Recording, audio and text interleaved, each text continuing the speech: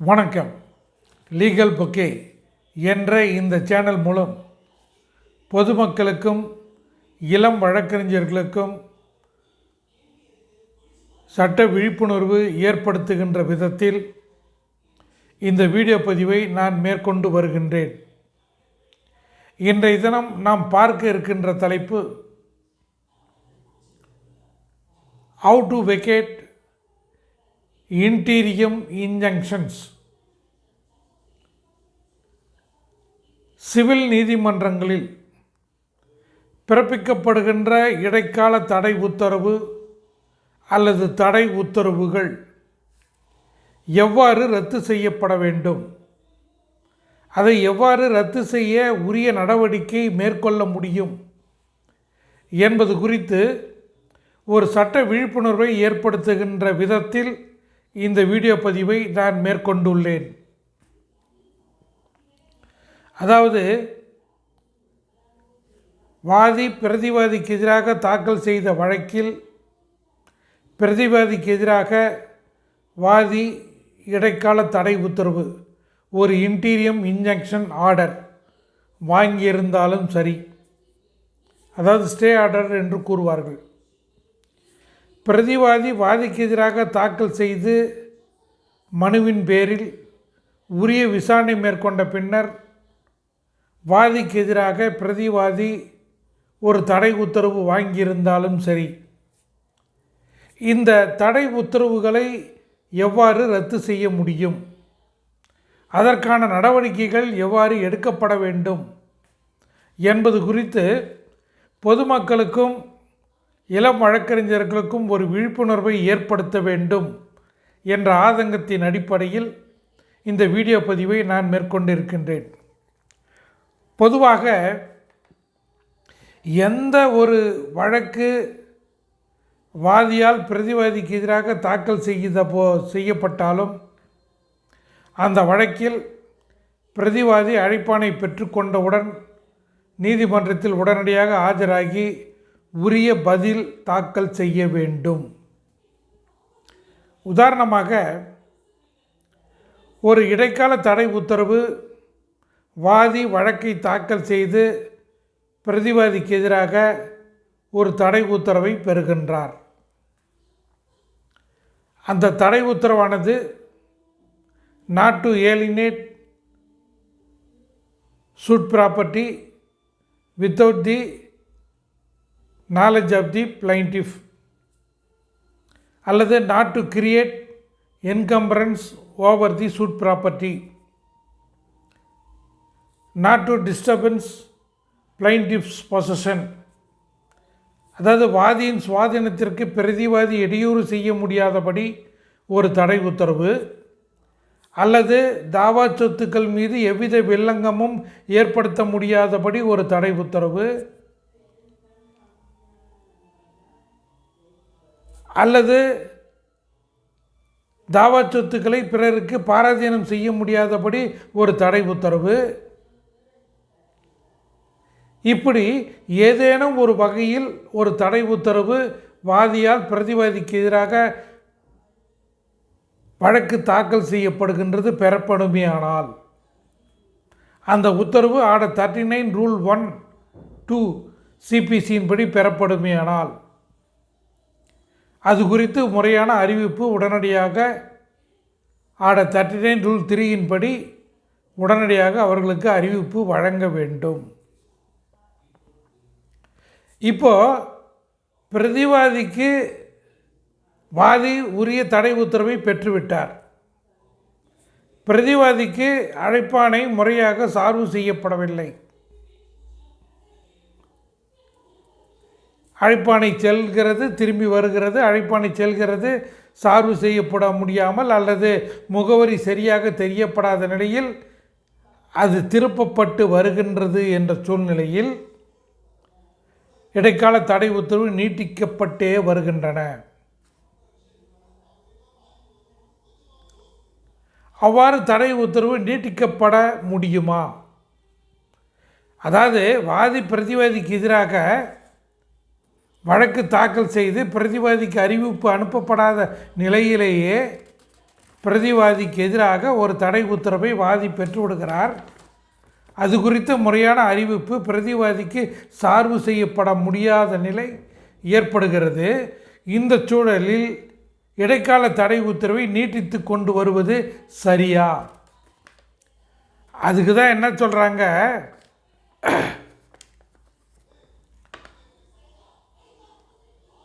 Order 39 rule 4ல்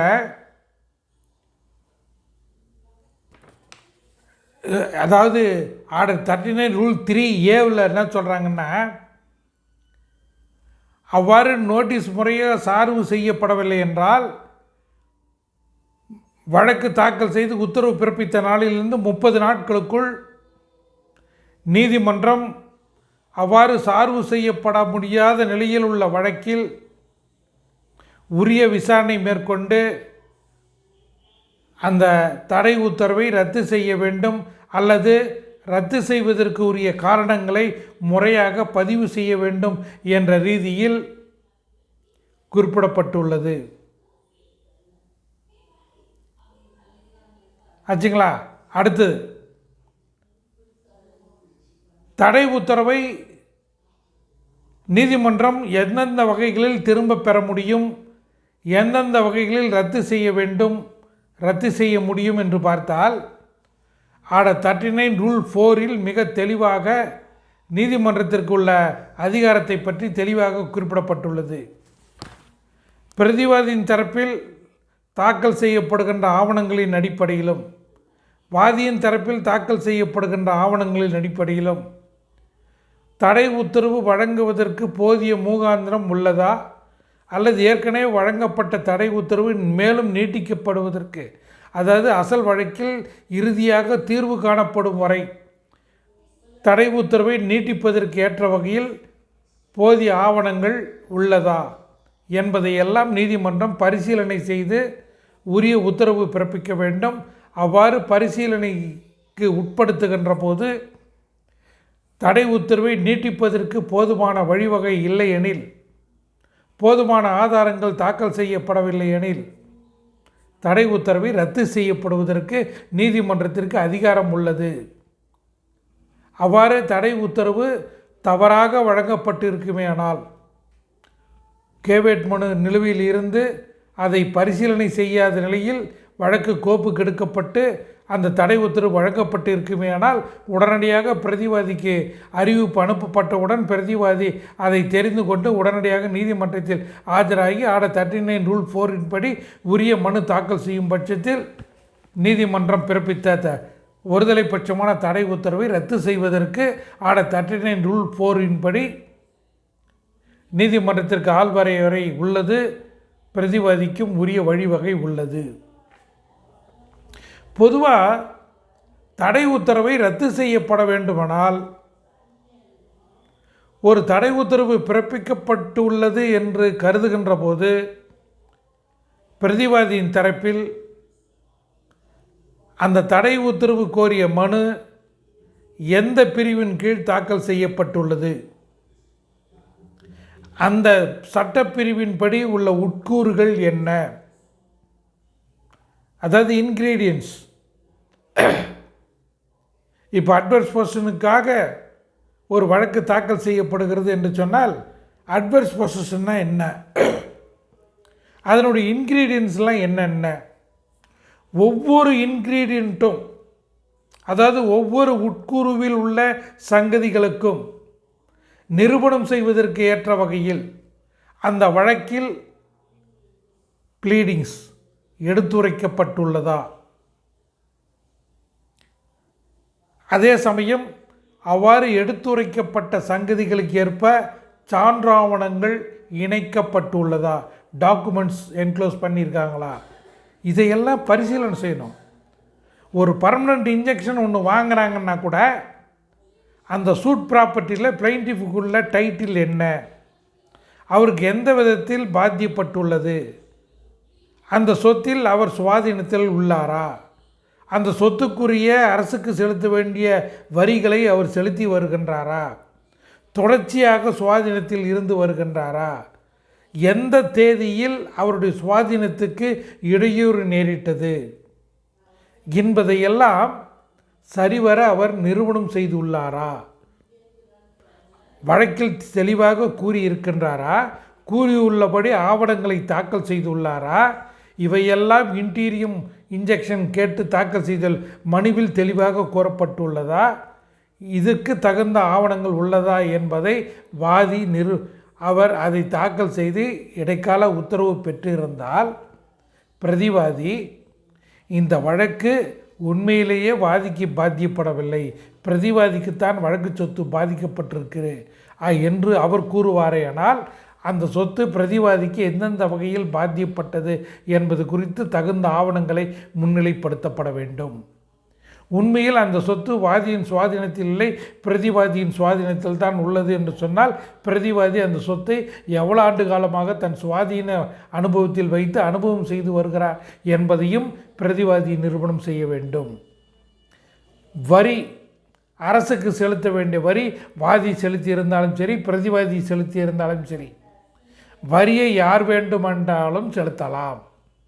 காரணம், recovery of டியூஸ், அது tax, recovery of டேக்ஸை government வசூல் பண்ணுது, அது யார் மூலியமானாலும் வசூல் பண்ணலாம்.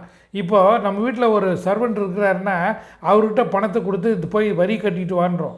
அதனால் அவர் வரி கட்டிட்டு வர்றதுனால அந்த சொத்து அவருக்கே பாதிக்கப்பட்டது என்று எடுத்துக்கொள்ள முடியாது. Collection of tax by way of route அது எப்படினாலும் இருக்கலாம். பட் இந்த சர்வே நம்பருக்கு இந்த ப்ராப்பர்ட்டிக்கு டேக்ஸ் பே பண்ணியிருக்கா அப்படின்றது தான் கேள்வி. ஸோ அந்த டேக்ஸ் வாதி பே பண்ணியிருந்து வாதி அந்த ரசீதை ஒப்படைக்கிறாரா, பிரதிவாதி பே பண்ணியிருந்து பிரதிவாதி ஒப்படைக்கிறாரா, யாருடைய சுவாதீனத்திலிருந்து அந்த ஆவணம் ஒப்படைக்கப்பட்டது என்பதை நீதிமன்றம் பரிசீலனைக்கு எடுத்துக்கொள்ளும். அதே சமயத்தில் இப்போ வெக்கட் பண்ணுறதுக்கு ஏற்ற வகையில் நீங்கள் எப்படி தீர்வு கண்டு இருக்கிறீர்களோ அந்த தீர்வுக்கு ஏற்றார் போன்று உச்ச நீதிமன்றங்களும் பல உயர் நீதிமன்றங்களும் வழங்கியுள்ள முன்தீர்ப்புகளை எடுத்து வைத்து கொள்ள வேண்டும்.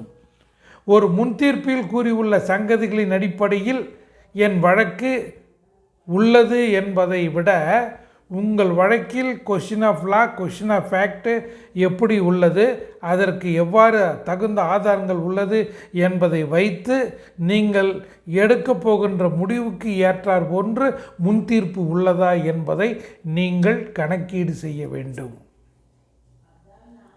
புரிஞ்சிட்டிங்களா? இப்போது இன்ஜெக்ஷன் வெக்கட் பண்ணுறதுன்றது ரொம்ப ஈஸியான வழிங்க. அது மட்டும் இல்லை, ஆன்சர் போட்டு 30 நாளைக்குள்ளே என்கொயரி ஸ்டார்ட் பண்ணிடணும். பிரதிவாதி ஆன்சரை போட்டுட்டு என்கொயரி ஸ்டார்ட் பண்ணாமல் அமைதியாக இருந்தீங்கன்னா இன்டீரியர் இன்ஜெக்ஷன் எக்ஸ்டெண்ட் ஆகிட்டே இருக்கும். பொதுவாக எந்த ஒரு இன்டீரியர் இன்ஜெக்ஷன் கொடுத்தாலும் 30 நாளைக்கு மேலே அவங்க வச்சிட்ருக்கக்கூடாது. கோர்ட்டில் 30 நாளைக்குள்ளே முடிவு சொல்லிடணும், முடிவு தீர்வு காணப்பட வேண்டும். உயர்நீதிமன்றத்தினுடைய வழிகாட்டுதலின் அடிப்படையில் தொடர்ந்து இன்டீரியர் இன்ஜெக்ஷன் கிராண்டட் எக்ஸ்டெண்டட்லாம் கொடுத்துட்டே இருக்கக்கூடாது. ஆன்சர் போட்டுட்டாங்களா உடனே என்கொயரி கண்டக்ட் பண்ணி அந்த இன்டீரியர் பெட்டிஷனுக்கு ஒரு முற்றுப்புள்ளி வைக்க வேண்டும். இல்லைனா அந்த ஐஏ பெட்டிஷன் பெண்டிங்காக இருக்கும்போது சூட் பெண்டிங் வரும். ஐஏ பெண்டிங் இருக்கும்போது ஐஏ டிஸ்போசல் பண்ணிட்டு சூட் எடுக்க சொல்லுவாங்க ட்ரையலு. அதனால் அப்பப்போ ஐஏ பெட்டிஷனை க்ளோஸ் பண்ணிடணும், அது தீர்வு கண்டுடணுன்றாது. அந்த ஐஏ பெட்டிஷனில் இறுதி முடிவை கொண்டு வர வேண்டும். ஆக இன்டீரியம் இன்ஜெக்ஷன் கொடுத்திருந்தால், இடைக்கால தடை உத்தரவு வழங்கப்பட்டிருந்தால் அதை ரத்து செய்வதற்கு அந்த மனுக்களின் பேரில் கொஸ்டின் ஆஃப் லா சரியாக உள்ளதா, எதன் அடிப்படையில் கோரி உள்ளனர், அவ்வாறு கோருவதற்குரிய இன்க்ரீடியன்ஸ் என்ன, அந்த இன்க்ரீடியன்ஸ் தகுந்த மாதிரி வழக்கு தாக்கல் செய்யப்பட்டுள்ளதா, அதற்கு தகுந்தாற் போன்ற ஆவணங்கள் தாக்கல் செய்யப்பட்டுள்ளதா என்பதையெல்லாம் நீங்கள் பரிசீலனைக்கு எடுத்துக்கொள்ள வேண்டும். இது சுவாதீனம் கேட்டு வழக்கு தாக்கல் செய்ததாக இருந்தாலும் சரி, டைட்டிலில் டிஸ்ப்ரூவ் பண்ணுற மாதிரி எந்த வழக்காக இருந்தாலும் சரி, சொத்துக்களை விற்க முடியாதபடி பாராதீனம் செய்ய முடியாதபடி தடை உத்தரவு கேட்டிருந்தாலும் சரி, வில்லங்கை ஏற்படுத்த முடியாதபடி தடை உத்தரவு கேட்டிருந்தாலும் சரி, எந்த தடை உத்தரவாக இருந்தாலும் சரி, அந்த தடை உத்தரவை ரத்து செய்வதற்கு சட்டத்தில் வழிவகை உள்ளது. அது எவ்வாறு வெக்கட் பண்ணணும் அப்படின்றதுக்காக தான் இந்த விளக்கத்தை நான் சொல்லியிருக்கேன். ஏற்கனவே இது குறித்து நான் வீடியோ போட்டிருக்கிறேன். அந்த வீடியோவும் எடுத்து பாருங்கள், உங்களுக்கு பலனுள்ளதாக இருக்கும். இந்த வீடியோ உங்களுக்கு பிடித்திருந்தால் லைக் செய்து சப்ஸ்கிரைப் பட்டனை ப்ரெஸ் பண்ணும்படி கேட்டுக்கொள்கிறேன். வணக்கம்.